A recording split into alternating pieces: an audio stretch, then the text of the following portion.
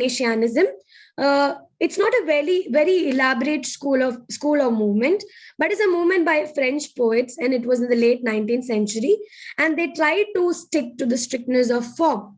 It was a group headed by this person called Charles Marie. It was a group headed by Charles Marie Lenny, and Charles Marie Lille. You just have to just call him as Charles Marie Lille. And he talks about the idea of Parnassianism through restraint. That is, they wanted to put poetry into metrics, and they were people who revived the idea of sonnets.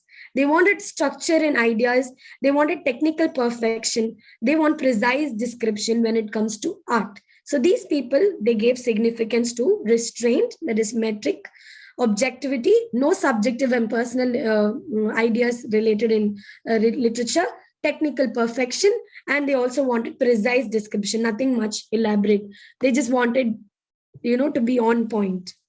And these Parnassian, one of the fun fact that I came across was that we all know of this movie called as Castaway, right?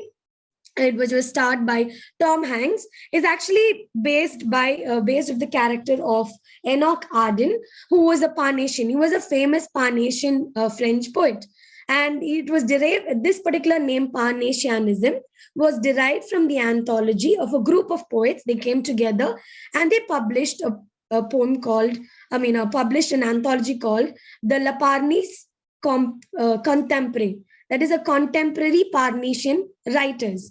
And they were published in 3 volumes. One was published in the year 1866, the second in 1871, and the third one was 1876. So as I told you, Enoch Arden was considered to be an example of English Parnassianism. And in this particular story of Castaway, you find how a person was, he tried to travel and then he lost his contact, and his family believed him to have been dead and lost. But then he finds his own self and comes back, but then he sees that his family is already drifted apart. So this plot of the film is something that is of the real life character Parnassianism. Why I want to talk about this is because the idea of life is portrayed in this particular movie is very straight. There's no explanation to it, less dialogues, and the whole film, when you watch it, you will understand that Parnassianism at its peak level, because they have given rigidity to structure and they do not want to talk anything about the world, but about the character and how they want to deploy this idea into the human minds. Now, one of the leading poets, like I told you, is Francois Coppe, who was born in 1842. He was very famous because he parodied his own work. He wrote his work and then he made fun of it and he wrote parodies of it. And then, but he did not publish it under his name. He published it under another person's name called Arthur Rimbaud. And they published in other person's name. For example, Arthur Rimbaud wanted to publish poems and he wrote it under Francois Coppe. And Francois,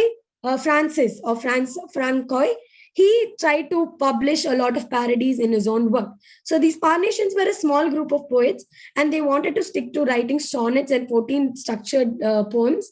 And they really emphasized on structure and metric. Okay.